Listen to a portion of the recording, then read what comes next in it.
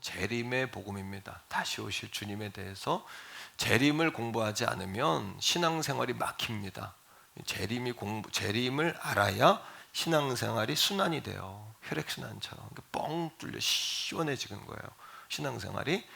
제가 오늘 말씀을 저 자신도 궁금하면 못 견디는 스타일이고, 내가 이해가 안 되면 성도들에게 말하지 않습니다. 내 양들에게 원산지가 불분명한 말씀은 먹이고 싶지 않고, 영양분이 정확하지 않은 이야기는 내 양들에게 먹일 수가 없기 때문이에요. 내가 이해가 되고 내가 이것이 은혜가 돼야 먹입니다. 영양가가 있어야 먹이는 거예요. 그만큼 몸부림을 많이 친다는 이야기이고, 오늘 그런 마음으로 준비했습니다. 자, 사진 한 장 보여드릴게요. 자, 이 그림은 1441년에 프라 안젤리코라는 화가가 그린 그림이에요. 제목은 마지막 심판이라는 그림인데, 수많은 사람이 참석하는 정미로합니다. 이거는 로마에 지금 소장되어 있고, 이분은 수도사예요. 그래서 수도원에 들어가 기도하는 분이기 때문에 이분의 그림이 요한계시록에 굉장히 가깝습니다.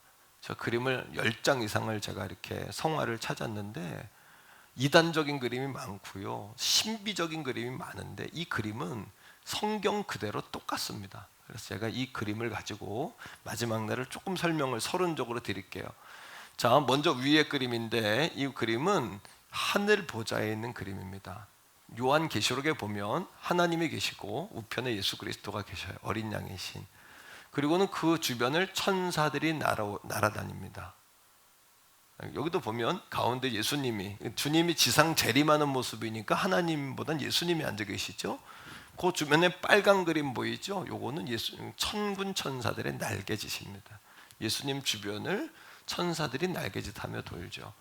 또 그 주변에 사람들이 엎드려 있는데, 요 사람들은 누구냐 하면 요한계시록 말씀에 보면 하나님의 보좌 바로 아래는 누가 착석하냐 하면 순교자들이 착석을 해요.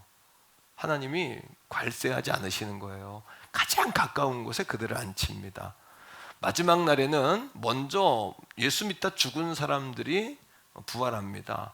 믿는 자들이 휴거합니다. 공중에서 예수님을 만나 어린 양 혼인잔치가 벌어지는데, 이 그림이 바로 죽은 자들과 순교자들과 예수 믿다 휴거당한 사람들이 예수님 옆에서 주님을 찬양하는 모습이에요. 어린 양을 찬양하는 어린 양 혼인잔치의 모습이죠. 자, 그 밑에 보면 천사들이 나팔을 붑니다. 천사장의 나팔 소리와 함께 예수님이 이 땅에 오시는 거죠. 나팔을 불며 예수님이 이 땅에, 내가 너희들이 눈으로 본 그대로 오리라 하셨잖아요. 이건 실제입니다. 실제로 여러분 우리가 눈으로 보게 되는 것이죠. 자, 그 다음에 우편인데, 여러분 볼 때 왼편이에요. 왼편과 또 오른편에 요한계시록에 보면 12명의 대표들과 12장로들이 앉아 있어요. 이 12 신앙의 대표들은 누구냐면 12사도를 이야기합니다. 신앙의 대표자들. 12장로가 이쪽에 앉습니다. 이 장로들은 누구냐 하면 12지파의 우두머리들. 그러니까 민족의 대표요, 신앙의 대표자들이 양쪽에 앉게 돼 있어요. 요한계시록에 나온 그대로입니다.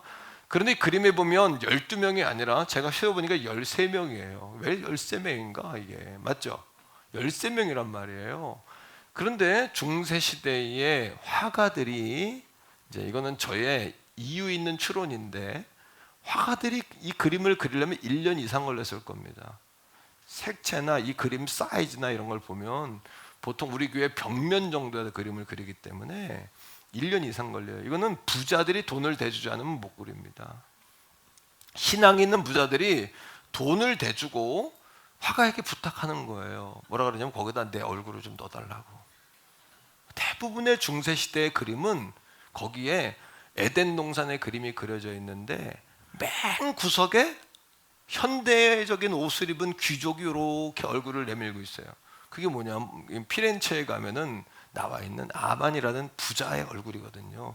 자기 얼굴을 넣는 거예요. 그렇지 않을까? 성경과 한 사람이 더 많아요. 반대쪽에 한 사람도 많습니다. 이건 뭘까요? 누구 얼굴이 들어간 걸까요? 화가 자기 얼굴 여기 넣은 거예요. 중세 시대에 여러분 이 그림을 그릴 때 당시엔 대부분 화가들이 가난하니까 뭐 모차르트나 또 뭐 대부분 여러분 베토벤이나 다 가난했잖아요. 그들도 순회를 다니며 돈을 모으고 또 스폰서들이 돈을 대줘서 공연을 하고 작품 활동을 했잖아요. 똑같은 얘기죠. 이들도 부자들이 돈을 대가지고 자기 얼굴을 넣고 화가가 자기 얼굴을 갖다 놓은 거라고 보는 거예요. 그 가운데 누굴까 봤는데 맨 끝에 사람들, 거의 맨 끝에 들어갑니다. 그 사람들은 12사도가 아닌 한 사람이 들어가 있다는 재밌는 사실, 한번 보여드리고요. 자, 예수님이 오시는데 왼편을 보세요. 왼편에 보면 이 사람들은 예수님을 환영해요, 반대해요? 환영하죠, 그죠? 막 오시라 그러고 막 무릎 꿇고 있고 막 이렇게 주님을 이렇게, 그죠? 그리고 환영하는 그들의 모습은 어두워요, 밝아요? 밝죠. 반짝반짝반짝 빛나죠, 그죠? 그리고 그들 뒤에는 천국의 모습이 보이죠. 맨 구석에 문이 열리고 빛이 들어오는 모습들, 둥그렇게 둘러앉아서 손을 붙잡고 찬양하는 모습들, 이것이 이제 이 그림이 보여주는 여러분 이미지입니다. 우리에게 보여주는. 자, 반대쪽 그림입니다. 반대쪽은 이 사람들은 환영하는 것 같아요, 반대하는 것 같아요? 반대하는 거겠죠, 그죠? 반대쪽에 있으니까. 그들의 모습은 어떤 사람은 다 머리를 숙이고 있고 엎어져 있는 사람도 있고, 저기 그 꼭대기에 보면 창을 들고 막 찌르려고 하는 사람도 있고, 여기 마귀가 이렇게 시커먼 옷을 입고 그 사람들 예수 건너편으로 못 건너가도록 마귀가 지금도, 그죠? 믿지 못하도록 이렇게 방해하는 거죠. 자, 그리고 그 뒤에는 뭐가 있어요? 자, 지옥의 그림이 있죠. 성경에 지옥은 불연못이라고 합니다. 연못인데 거기에 물이 담긴 게 아니라 불이 담겨 있어서 타지도 않고 고통만 겪는 것이 지옥인데, 여기 보시면은 맨 밑에 뭐가 있습니까? 이렇게 그릇 같은 게 있는데 거기에 사람들이 들어가 있고 불이 타오르죠. 이 지옥의 모습을 그대로 그려주는 것이고, 맨 꼭대기로 올라가면 사람을 어떻게 해요? 맨 꼭대기로, 자, 여기에 보면 사람을 거꾸로 매달아 놨죠. 이런 고통을 받는 곳이다, 이 지옥이. 그리고 그 오른편에 보면 사람들이 묶여서 허리가 꺾여 있는 거. 그 왼쪽에 보면은 여러분 어둠의 권세, 뿔 달린 악마 같은 것이 괴롭히는, 굉장히 정밀합니다, 그림이. 그러니까 보통 1년 이상 이런 그림은 그리고 유럽에 가면 뭐 성당이나 이런 데 그려진 그림들은 다 천지창조니 에덴 농산이니 뭐 다 이런 그림들은 다 성경적인 그림들은 그렇게 이런 과정을 통해서 이제 그려지는 거죠. 여러분, 우리가 기억해야 될 이 그림을 통해서도 볼 수 있는 재림의 스케줄입니다. 우리가 타임 스케줄을 알아야 합니다. 이거는 교단마다 조금 다를 수도 있고 신학자마다 조금 다르기도 한데, 저는 성경이 뭐라고 말하냐를 가지고 말하고 싶어요. 성경이 무엇이라고 말하니, 그래야 이단성을 띠지 않고 분별력이 생겨요. 따라합니다. 휴거. 이게 중요한 여러분 키워드예요. 믿는 자들이 여러분 휴거한다는 이야기입니다. 그때 우리의 이름을 부를 것이고, 두 사람이 함께 맷돌 갈다가 한 사람은 가고 한 사람은 남는 사건이 벌어지는 거죠. 그리고 함께 예배하다가 누군가는 가는데 누군가는 남는 그런 사건이 벌어질 수도 있고, 한 가족 전체가 들림받을 수도 있는 그런 여러분 휴거의 사건이 있습니다. 두 번째, 따라합니다. 적그리스도와 7년 대환란. 적그리스도가 출몰하고 이 땅에 7년 대환란이 벌어져요. 이 땅에 남은 사람들은 남은 자들로서의 사명을 감당해야 하죠. 또 불신자들이 회개할 수 있는 기간이기도 하고 마지막까지 전도할 수 있는 사명을 감당합니다. 그 다음에요, 따라합시다. 공중재림. 예수님이 공중에 오십니다. 공중에 천군 천사를 데리고 나팔을 불며 오시는 거예요. 그러면 이 땅에서 남은 자들이 이제 휴거를 합니다. 그리고 무덤에 있던 자들이 열리고 무덤에 있던 자들이 부활합니다. 같이 주님 앞에 공중에서 다 같이요, 어린 양의 혼인잔치, 어린 양의 아까 혼인잔치가 펼쳐집니다. 이게 천국의 스토리죠. 그 다음에 혼인잔치가 끝나면 예수님이 지상 재림을 하세요. 적그리스도를 멸망시키고 다 같이요, 천년왕국, 땅에 천년 왕국이 펼쳐집니다. 그때는 마귀의 권세를 지옥에 잠궈둡니다. 천년 왕국. 그리고 이 땅의 천년 왕국 동안 통치하셨던 예수 그리스도께서 우리를 새 하늘과 새 땅이라는 다른 세상으로 인도하시는 거예요. 그때 마귀를 꺼내 완전히 멸하십니다. 자, 다시 한번 따라합시다. 휴거, 7년 대환란, 어린 양의 혼인잔치, 지상재림, 천년왕국, 새하늘과 새 땅. 이 스케줄을 잘 아셔야 여러분 이단의 미혹에 빠지지 않을 수 있는 거죠. 자, 성경에서 보겠는데 데살로니가전서 4장 16, 17절 같이 읽습니다. 그림이 말하고 제가 말한 게 그대로 나와요. 시작. 주께서 호령과 천사장의 소리와 하나님의 나팔 소리와 함께 예수님이 이 땅에 오시는 거예요. 자, 그 다음에 친히 하늘로부터 강림하시리니, 하늘에 강림하십니다. 그리스도 안에서 죽은 자들이 먼저 일어납니다. 먼저 들림받습니다. 그 다음에 그 후에 우리 살아남은 자들도, 우리 살아있는 자들도, 환난을 통과한 자들 말입니다. 그들도 그들과 함께 구름 속으로 끌어올려, 그 다음에 공중에서 주님을 영접하게 하시리니 그리하여 우리가 항상 주와 함께 있으리라. 그러니까 우리 교회의 목표는 끝까지 이겨서 주님 만나는 교회 만드는 거예요. 이게 우리 신앙의 목표가 돼야 되는 거예요. 우리 교회의 목표. 자, 두 번째로 예수님이 오시는 이 재림의 여러분 놀라운 사건은 믿는 자들에게는 승리의 순간이 될 것이고, 하나님을 대적했던 자들에게는 어떤 순간? 심판과 수치의 여러분 시간이 되겠죠. 그 예수님이 뭐라고 말씀하셨어요? 너희가 본 그대로 올 것이다 말씀하셨거든요. 그대로 올 것이다. 자, 말씀 속에서 읽습니다. 마태복음 24장 30절인데 왜 그날이 심판의 날이냐? 같이 읽어요. 그때 인자의 징조가 하늘에서 보이겠고 그때 땅의 모든 족속들은 통곡합니다. 예수님 오시는데 통곡을 하는 거예요. 왜? 심판의 날이 오니까. 오늘도 이 말씀에 여러분 깨어날 수 있기를 바랍니다. 그 다음에 시작. 그들이 인자가 구름 타고 능력과 큰 영광으로 오는 것을 뭐하리라? 눈으로 보는 겁니다. 실제입니다. 이거는 예수님 이 땅에 오신다 할 때 안 믿었던 자들, 하나님 대적했던 자들은 가슴을 치며 통곡하는 거예요. 회개할 기회를 잃어버린 거예요. 그러니 여러분, 그날은 주님의 영광의 날이요, 불신 대적자들에게는 심판의 날인 것이죠. 자, 반대로 믿는 자들은 승리의 날입니다. 왜 그럴까요? 성경은 우리에게 이렇게 말해주고 있는데 요한계시록 20장 12절에 이 땅에 두 가지만 남는다 그래요. 이 땅이 멸망할 당시에 우리가 죽으면 두 가지만 남습니다. 그게 뭐냐면 행위의 생명책이요, 두 번째는 행위의 책입니다. 요한계시록 20장 12절에 나온 그대로예요. 자, 읽어보세요. 시작. 또 내가 보니 죽은 자들이 큰 자나 작은 자나 대통령 했던 자나 농사 졌던 사람이나 똑같다는 이야기예요. 하나님의 심판대 앞에 다 선다는 이야기예요. 그 다음에 시작. 그 보좌 앞에 서 있는데, 그 다음 책들이 펴져 있고, 또 다른 책이 이 책과 이 책은 다른 책입니다. 이 책은 생명책이고 또 다른 한 책은 무슨 책일까요? 읽어보세요. 시작. 곧 생명책이라 죽은 자들이 자기 행위에 따라 책들에 기록된 대로 심판을 받으니. 두 가지입니다. 따라합시다. 생명책, 행위의 책. 말라기에는 다 같이요, 기념책. 세 가지가 성경에는 천국에 남습니다. 이런 거죠. 생명책. 제가 천국 심판대 앞에 섰어요.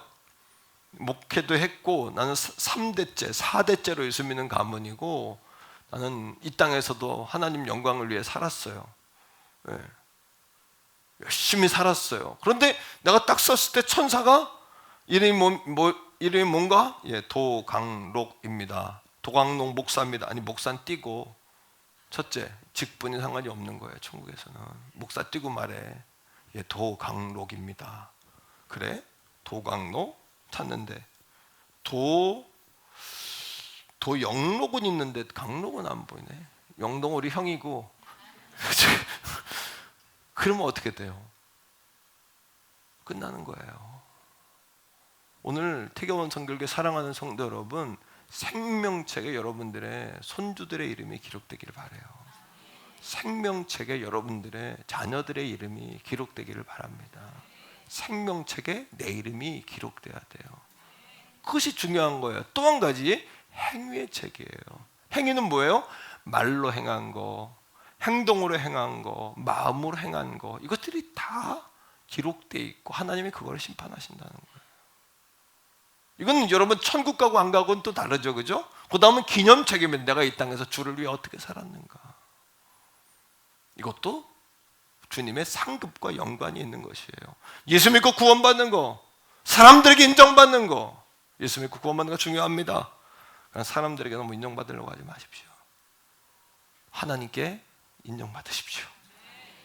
하나님께 존귀한 존재가 되십시오.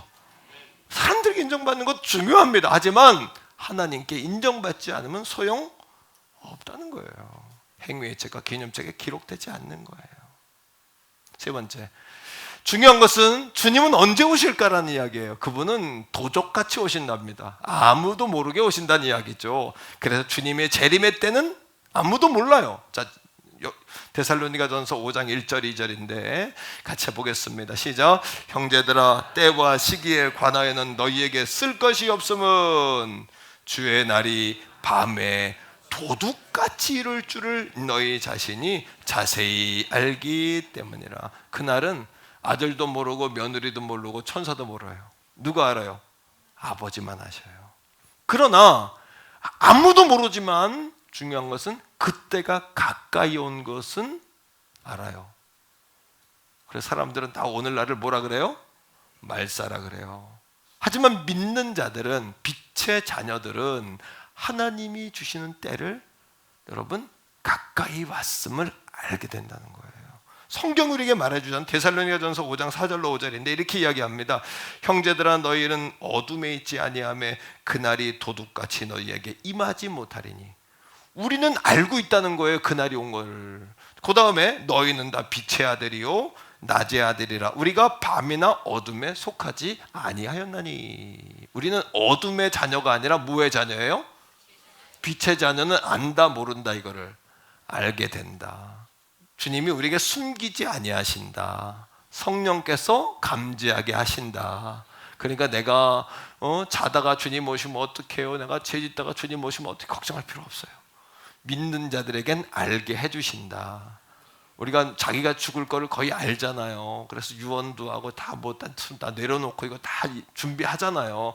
마찬가지로 주님이 오실 때를 우리에게 알게 해주신다. 그러나 어둠의 자녀는 안다 모른다? 몰라요. 그리고 현실에 묶여서 매여서 오로지 여러분 그렇게 여러분 무감각하게 산단 말이에요. 자, 말씀 속에서 데살로니가전서 5장 3절입니다. 같이 읽습니다. 시작. 그들이 평안하다 안전하다 할 그때에 임신한 여자에게 해산의 고통의 이름과 같이 멸망이 갑자기 그들에게 이르리니 결코 피하지 못하리라. 현실에 도취되어서 영적인 것은 소홀하고 무감각해진 상태. 그러니까 여러분, 한 사람이 가도 한 사람은 남는 그런 놀라운 역사가 일어나는 거예요. 오늘도 준비된 5 처녀처럼 등불에 기름 준비하고 등불 준비하고 오실 신랑 맞이하는 꺼지지 않는, 영의 불이 꺼지지 않는 저와 여러분, 우리 교회 되기를 주의 이름으로 축복합니다. 천국 가는 그날까지 서로가 서로를 깨우며 이 교회 공동체 안에서 주님 만나는 교회가 될 수 있기를 간절히 축복합니다. 빛의 자녀들이란 네 번째로 깨어있는 사람이에요. 깨어있는 사람. 자, 그러면 깨어있음의 반대가 잠들어 있다는데, 잠들어 있다는 건 어떤 상태일까요? 영적으로 둔해지고 무감각한 거예요. 말해도 몰라요. 누가복음 21장 34절. 말씀에서 한번 봅시다. 누가복음 21장 34절 시작. 너희는 스스로 조심하라. 그렇지 않으면 방탕함과 술 취함과 생활의 염려로 마음이 둔하여지고 뜻밖의 그날이 덫과 같이 너희에게 임하리니. 그러니까 여러분, 마귀는 우리를 본능에만 충실하게 살도록 충동질하죠. 그럼 깨어있지 못하니까 늘 마귀에게 당해요. 물도 물길이 있거든요. 물도 물이 흐르는 길이 있는 것처럼 마귀 역사도 길이 있어요. 마귀는 항상 역사하는 곳으로 역사하고 역사하는 사람에게 역사해요. 왜? 길이 터져서 그래요. 어떤 길? 잠들어 있는 거예요. 무방비 상태인 거예요. 준비 상태가 안 돼 있는 거예요. 그러니까 늘 당하는 거예요. 당하는 사람만 당하고 늘 어려운 거예요. 자, 여러분, 영적인 혼수 상태에 들어가서 잠들어 있어요. 깨어나질 못하는 것이에요. 옆에 사람에게 한번 말해주세요. 우리 정신 차리고 깨어 있읍시다. 이렇게. 예, 두 번째로 깨어 있다는 것. 깨어 있다는 것은 심판의 날을 늘 의식하며 사는 거예요. 심판의 날이 있다는 거, 여러분. 그래서 고난 가운데 있었던 초대교인들은 서로 주님 오실 날이 가까웠습니다. 이 말로 서로를 위로했고, 또 주 예수여 어서 오시옵소서 이렇게 주님을 날마다 환영하며 살았어요. 여러분, 주님께서 알고 계시고 주님께서 심판하시는 줄로 믿으시기를 바랍니다. 그러니까 깨어 있다는 것은 또 영적으로 무장하는 거예요. 자, 가장 중요한 거, 활이나 총알의 가장 여러분 치명적인 게 어디냐면 가슴하고 머리거든요. 바울이 이렇게 이야기합니다. 데살로니가전서 5장 8절인데 다 같이 읽습니다. 시작. 우리는 낮에 속하였으니 정신을 차리고 믿음과 사랑의 호심경, 가슴마귀. 여러분, 가장 치명적인 곳을 마귀가 공격할 수 없도록 믿음과 사랑으로 따라합니다. 머리는 차갑게, 가슴은 뜨겁게, 냉정하게 분별해야지 늘 가슴으로만 울컥울컥 해가지고 동정심 갖고 이러면 안 돼요. 예, 머리는 냉철해야 돼요. 이게 하나님 뜻인가 아닌가, 이게 말씀인가 아닌가. 오늘 담임 목사님이 하는 얘기도 아멘으로 그냥 받으면 안 돼요. 이 하나님 말씀인가 아닌가, 이걸 정확히 잣대로 재서 이 말씀이라면 반응하셔야 돼요. 가슴은 뜨겁게 뭐예요? 가슴은 뜨겁게, 예, 불쌍히 여기는 거예요. 하지만 이건 뭐라 그래요? 다 같이 비둘기처럼 순결하게. 예수님께서 하신 말씀이에요. 뱀처럼 지혜롭게. 이게 머리는 차갑게, 가슴은 뜨겁게라는 이야기입니다. 그럴 때 우리가 바람이 그물에 걸려야 안 걸려요? 아무리 큰 태풍이 불러도 바람에 걸립니까 안 걸립니까? 그물에 걸립니까 안 걸립니까? 이것처럼 우리의 삶이 걸리지 않는 삶을 살게 되는 거예요. 붙들리지 않는 삶을 살게 되는 거예요. 한번 선포합니다. 비둘기처럼 순결하게, 뱀처럼 지혜롭게, 머리는 냉철하게, 가슴은 뜨겁게, 이렇게 살아야 되는 거예요. 바울의 얘기가 그겁니다. 가슴에 호심경을 붙여라. 믿음과 사랑으로. 반대로 머리는 뭐를 붙여라? 가슴으로는 불쌍하지요. 동정심도 생기죠. 때로는. 그렇죠, 그죠? 가족이니까 그렇죠. 또 형제니까 그렇잖아요. 막 그럴 때 있잖아요. 하지만 여러분 8절에 계속 뭐라고 이야기해요? 시작. 구원의 소망에 뭐를 써라? 투구를 써라. 이 머리입니다. 머리는 냉철하게, 차갑게, 분별력 있게 구원의 소망의 구원의 투구를 쓰고, 예수님 맞을 준비됐나 늘 고백하면서 어린아이들 찬양 가운데 예수님 맞을 준비됐나, 진정 예수님 피로, 예, 할렐루야. 예. 두 사람이 함께 맷돌 갈다가 한 사람은 남고 한 사람 가겠네. 예수님 맞을 준비됐나. 예수님 맞을 준비. 예? 천국까지 차표 준비했어요? 차표 필요 없어요. 뭐가 있으면 돼요? 주님 믿음으로 가는 거예요. 믿음으로 가는 거예요. 근데 내가 그랬잖아요. 이름이 뭔가 자네 보자, 도광농 목사입니다. 목사 띄고 상관없어요. 내가 정말 내 마음으로 예수님을 믿었는가, 정말 내가 예수님 믿는, 이것이 중요한 거예요. 태교원 성결교회 사랑하는 성도 여러분, 가슴에 사랑과 믿음에 호신경을 붙이고 머리에는 구원의 투구를 쓰고 냉철하게 뜨겁게 그렇게 여러분 행할 수 있는 종과 우리 가족들 다 되시기를 축복합니다. 알렉산더라는 대왕이 있잖아요. 헬라 유럽을 통일했던 아버지가 필립 2세인데 그 왕에게는 특이한 여러분 역할을 하는 신하가 있었대요. 그의 역할이 뭐냐면 깨우는 자야. 왕이 침소에 자고 있으면 아침에 가가지고 이 깨우는 자란 직분을 가진 신하가 외친대요. 대왕마마, 아침이 밝았습니다. 오늘은 대왕마마의 인생의 마지막 한 날이 될 수 있습니다. 매일 아침에. 그럼 이 왕이 하루를 일어나면서 벌떡 일어나면서 오늘이 내 인생의 마지막 날이 될 수 있지. 밥을 먹을 때 이 깨우는 자라는 신하가 또 가요. 왕의 귀에 대고 대왕마마, 오늘은 당신의 마지막 날의 식사가 될 수 있습니다. 그럼 왕이 짜겁다 싱겁다 반찬이 이 모양이냐 이런 얘기 안 하고 감사함을 먹는다는 거예요. 네? 집무실에 들어가면 또 쫓아 들어가서 얘기한대요. 대왕마마, 오늘은 대왕마마로서 왕으로서 마지막 날이 될 수 있나이다. 그러면 왕이 정신 차리고 선행을 베풀고 직무에 여러분 집중하고 헛된 생각하지 않고 깨어있다는 거예요. 오늘 저와 여러분에게도 마찬가지예요. 오늘 저에게 마지막 이게 설교라면 제가 여러분들에게 무슨 설교를 하는 게 좋을까요? 잘 사세요, 행복하세요, 그걸까요? 아니요. 이 땅에 예수 그리스도가 오십니다. 믿음으로 깨어 계셔야 합니다. 예수가 답입니다. 제가 마지막 설교를 하면 그의 설교해야 되지 않을까요? 그 마음으로 설교하는 거예요. 종말론적으로. 여러분들도 마찬가지로. 오늘 죄송하지만 이 예배가 여러분 인생의 마지막 예배라면 무슨 이야기를 듣고 싶습니까? 여러분들이 이 마지막 순간 이후에 펼쳐질 종말론적인 이야기를 들어야 되지 않을까요? 주님은 다시 오십니다. 여러분도 주님 앞에 반드시 섭니다. 그때 예수의 이름 부르는 것이 인생의 답입니다. 이것이 가장 중요한 게 아닐까요? 여러분에게 외칩니다. 여러분, 오늘이 이 예배가 여러분 인생의 마지막 예배가 될 수 있습니다.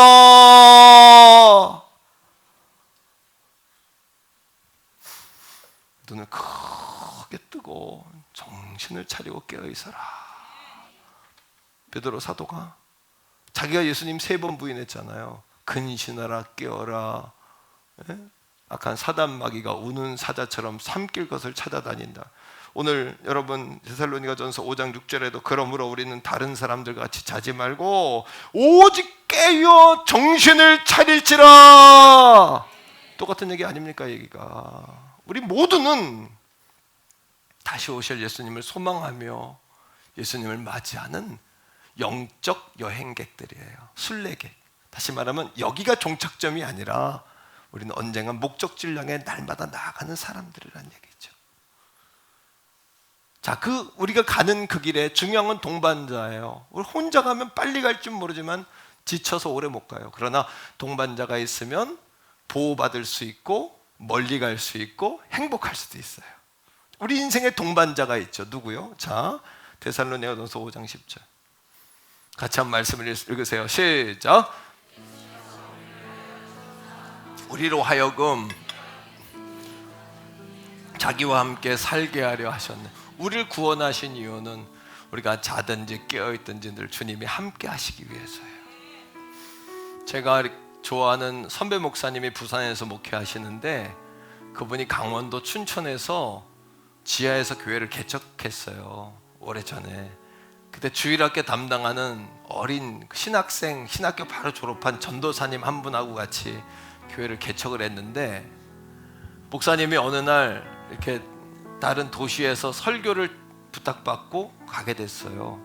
그러니까 전도사님한테 새벽 설교를 부탁하고 간 거예요. 전도사님 새벽 설교 좀 부탁한다고.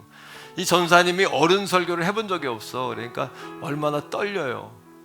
막 떨리는 마음 가지고 몇 주 전부터 준비하는데 준비가 안 돼. 하고 또 지우고 하고 또 지우고 설교하기 전날까지 꼬박 밤을 새우고 겨우겨우 설교를 준비해서 새벽 강단에 나간 거예요. 그런데 뭐예요? 개척교회 지하교회인데 목사님이 그날 멀리 설교하러 가시니까 성도들이 나왔어야 돼, 안 나왔어야 돼요? 근데 성도들이 목사님 안 계시니까 우리도 좀 쉬자 하고 아무도 안 나온 거야. 이 어린 전도사님이 아무도 안 나오니까 안절부절한 거예요. 목사님은 설교하라 그랬는데 설교 안 하고 갈 수도 없고 하자니 아무도 없고, 그래서 5분만 기다리자. 근데 사람들이 왔을까 안 왔을까요? 안 오는 거예요. 그 전도사님이 한 번만 더 기다리자. 그리고 5분을 더 기다려서 5시 한 15분 정도 이렇게 가는데 아무도 안 오는 거예요. 그 전도사님이 아무도 안 오네 하고 성경책을 덮고 가려고 그러는데 음성이 들린 거예요. 내가 왔다, 내가 왔다.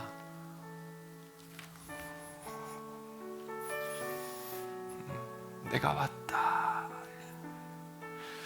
잘못 들었나? 혹시 하나님 음성일지도 몰라. 그러고는 이분이 찬송을 피우고 4장까지 찬송을 열심히 부른 거예요. 찬송을 열심히 부르는데 또 어떤 마음이 드냐면 잘못 들었겠지. 성도들이 아무도 안 오니까. 그래서 찬송을 부르고 다시 성경책을 덮고 가려고 이렇게 덮는데 음성이 또 들렸어요. 내가 혼자 오지 않았다. 눈물이 팍 터지면서 영안이 확 열렸어요. 예수님이 가운데 앉아 계신데 천사들을 다 대동해서 앉아 있더래요. 개척교회에 이 젊은 전사님이 막 눈물을 흘리면서 그날 설교를 했대요. 주님 앞에서. 제가 그 선배님의 이야기를 듣고 회개했어요. 새벽에 성도들 가끔 기도하러 안 나오면 막 속상하고, 주일날 성도들 안 나오면 속상하고, 하나님 용서해 주세요 마음이 제가 들었어요. 그리고 전사님 눈에 확 영안이 열리는데 지하 개척교회인데 교회가 중2층까지 확 들리면서 교회 큰 그림이 보이면서 천사들이 확 채운 게 보이더랍니다. 오늘도 천사들이 채우고 있는 거예요. 여기를. 주님이 내가 왔다 하시는 거예요. 혼자 오지 않았다 하시는 거예요. 훗날 그 교회가 그 어린 전도사님이 본 그대로 성전을 지었어요. 그 간증을 하시는 거예요. 우리가 천국 가는 길에 혼자 가는 게 아니라 우리 눈에 보이지 않지만 오늘도 나는 혼자예요 할 때 주님은 여러분들과 종에게 말씀하시는 거예요. 내가 설교할 때 같이 있었다 옆에. 그리고 네가 서러울 때, 속상할 때, 혼자 눈물을 흘릴 때 내가 같이 있었다 주님 하시는 거예요. 할렐루야. 예배가 끝났는데 주일학교 아이가 아무도 어른들이 안 오는데 새벽에 주일학교 아이가 전사님 설교하는 거 들으려고 기다리다가 깜빡 졸고 새벽 예배 시간 지나서 깨워서 오늘 우리 전도사님 설교한다고 온 거예요. 여자아이가 6학년 아이가. 전사님이 그랬대요. 얘야 자리 없으니까 잘 찾아서 앉아라 그랬대. 꽉 그 전사님 눈에는 꽉 찬 걸로 보이니까, 천사들이 막 보이니까 얘야 빈자리에 잘 찾아서 앉아라. 그 아이가 교구에 충성된 권사님이 됐대요. 그 초등학교 6학년 아이가 권사님이 됐대. 예수 이렇게 믿는 거예요. 보이지 않는 걸 보이는 걸로 믿고 믿는 거고, 두려워 말라 놀라지 말라. 나는 이 말이 제일 무서워요. 얼마나 두려운 일이 벌어지길래 두려워 말라 놀라지 말라. 하지만 아무것도 안 보이지만 후반전도 예수 붙잡고 가는 거예요. 그냥 주님 가자는 대로 가는 거예요. 주님 동행하시니까. 사도 바울 목사님이 데살로니가 교인들에게 마지막으로 한 얘기가 뭔지 아세요? 여러분 천국 가는 그 길에 주님이 동행하잖아요. 그러니 항상 기뻐하세요. 쉬지 말고 기도하세요. 범사에 감사하세요. 성령을 소멸하지 말고 예언의 말씀을 멸시하지 마세요. 그리고 주님 오시는 그날 여러분들의 혼과 영과 육이 온전히 보존되기를 주의 이름으로 축복해요. 태교원 성결교회 앞으로 어떻게 하면 좋을까요? 주님 오시는 그날까지 깨어있게 만들어서 승리하는 성도 만들고, 주님 보좌 앞에 섰을 때 네 이름이 생명책에 기록됐다 하는 합격받는 그런 교회 만들고 양 만드는 게 우리 교회 목표예요. 우리 교회 방향이에요. 태교원 성결교회 사랑하는 성도들이요,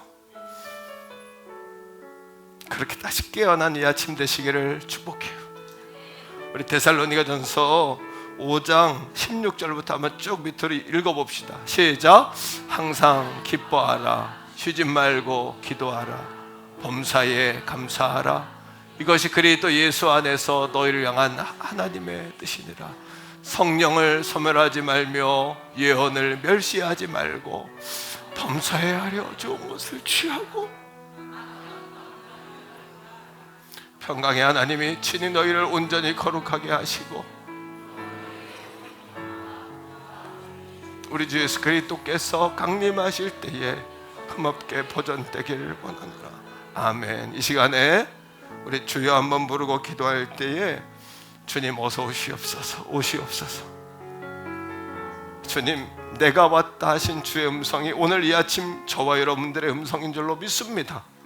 주여 한번 부르고 그렇게 사랑하는 주님 앞에 기도합시다. 주여